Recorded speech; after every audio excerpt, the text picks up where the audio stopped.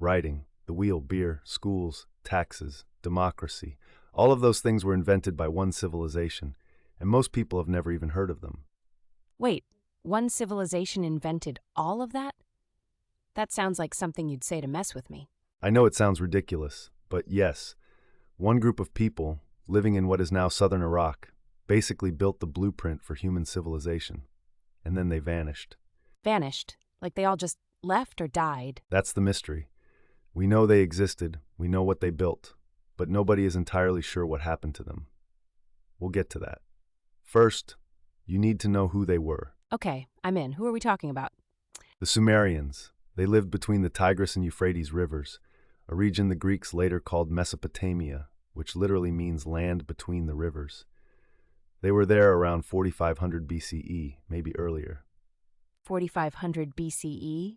That's like 6,500 years ago, before the Egyptians even built the pyramids? Yes, and while other people were still figuring out basic farming, the Sumerians were already building cities, actual cities, with streets, temples, government, and trade routes. Cities that early? How big are we talking? Their city Uruk may have had up to 80,000 people at its peak. That's bigger than most European towns were in the Middle Ages, nearly 3,000 years later. Think about that. So they were thousands of years ahead of everyone else. That's insane. Okay, but let's talk about the list. Writing, the wheel, beer. How does one group invent all of that? Necessity. When you have 80,000 people living together, you need systems. You need to track who owns what, who owes what, and what goes where. That pressure forced them to invent writing. So writing wasn't invented for poetry or stories, it was invented for accounting? Exactly. The oldest written records we have from around 3200 BCE are basically receipts. This many jars of barley, this many sheep. Writing started as a spreadsheet, not a novel. That's hilarious, and somehow very depressing.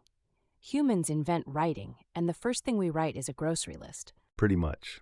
But it evolved fast. Within a few hundred years, they were writing laws, myths, medical texts, and yes, eventually poetry. The world's oldest known love poem, Sumerian, written around 2000 BCE. No way, what did it say? It's a hymn about a king and a goddess, very romantic, very passionate. Scholars were genuinely surprised when they translated it.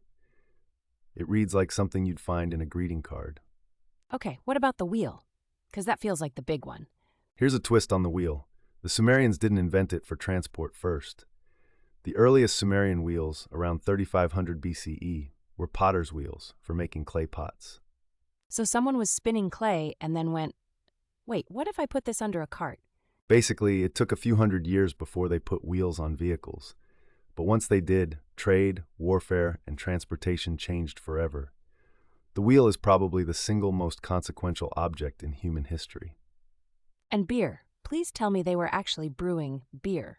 Absolutely. We have a 4,000-year-old Sumerian poem called the Hymn to Ninkasi, and it's literally a beer recipe. Ninkasi was their goddess of beer. They worshiped the person who invented beer, which honestly tracks. There's a goddess of beer? I want to go back in time just for that.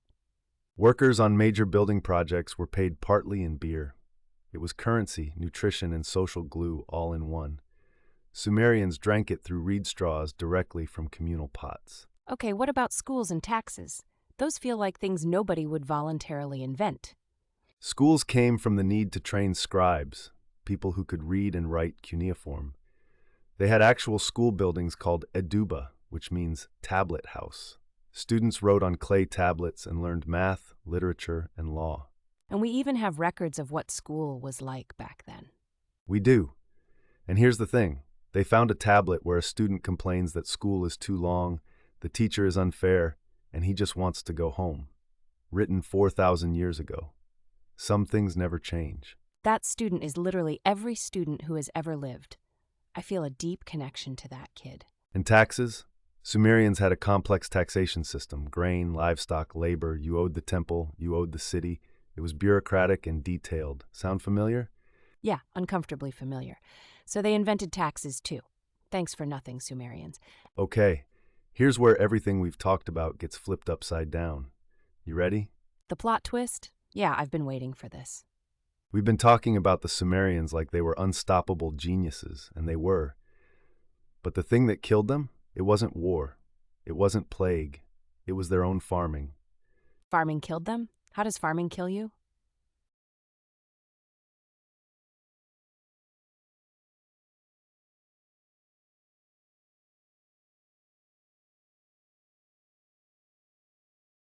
What flaw? It sounds like it worked great. River water carries salt. When you flood fields with it for centuries, the salt builds up in the soil. Slowly, invisibly, and eventually the land stops growing food. It's called salinization, and it destroyed Sumerian agriculture over hundreds of years. So they salted the earth without even knowing it. Their own irrigation system was a slow-motion catastrophe. Exactly. We actually have written records of Sumerian farmers noticing the problem, complaining that wheat won't grow anymore, switching to more salt-tolerant barley, then eventually nothing at all. They watched it happen in real time and couldn't stop it. That's heartbreaking. The most advanced civilization in the world brought down by salt in the dirt. And it wasn't just food scarcity. As crops failed, cities weakened. Weakened cities couldn't defend themselves. So they got absorbed by neighboring powers, the Akkadians, then the Babylonians. Sumerian culture got swallowed whole. So they didn't disappear overnight. It was centuries of slow decline. Exactly. By around 2000 BCE, the Sumerian language had basically stopped being spoken as a native tongue. It survived only in religious texts, like Latin after the fall of Rome. The people merged into other cultures.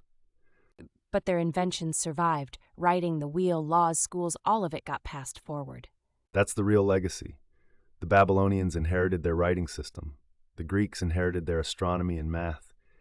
You right now, you're reading this, using a calendar, living under laws. All of that traces back to Sumer. Okay, wait, calendar too? They invented the calendar? A lunar calendar, yes. And they divided the day into 24 hours, the hour into 60 minutes, the minute into 60 seconds. That's why we still use base 60 for time. A decision made in Sumer 5,000 years ago is why your phone says 2:47 right now. I'm looking at a clock differently now. That's genuinely wild. And the 360-degree circle, also Sumerian. They observed that the Earth takes roughly 360 days to circle the sun. They were off by 5 days, but the math stuck around anyway. So every time I draw a circle or check the time, I'm accidentally using Sumerian math. Every single time. And there's one more thing most people skip over, the Epic of Gilgamesh, written by the Sumerians around 20,100 BCE. It's the world's oldest piece of literature, a full story with characters, drama, and a plot. And what's it about? A king named Gilgamesh, who loses his best friend, goes on a quest for immortality, and ultimately learns he can't escape death, but his deeds will live on. Written 4,000 years ago. It also contains a great flood story that predates the biblical Noah by over 1,000 years. Wait, the flood story in the Bible might be borrowed from the Sumerians.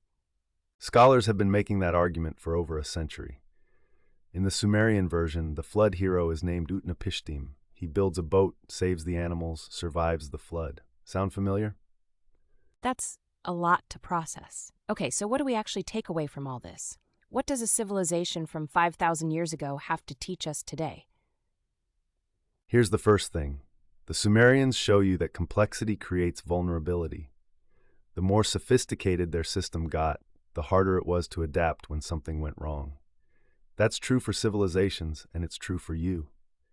What do you mean, true for me personally? The more you optimize your life around one thing, one job, one income stream, one set of skills, the more exposed you are if that thing disappears. The Sumerians had one food system. It failed. Diversity is survival. That's a lesson worth writing on a clay tablet. That hits different when you frame it that way.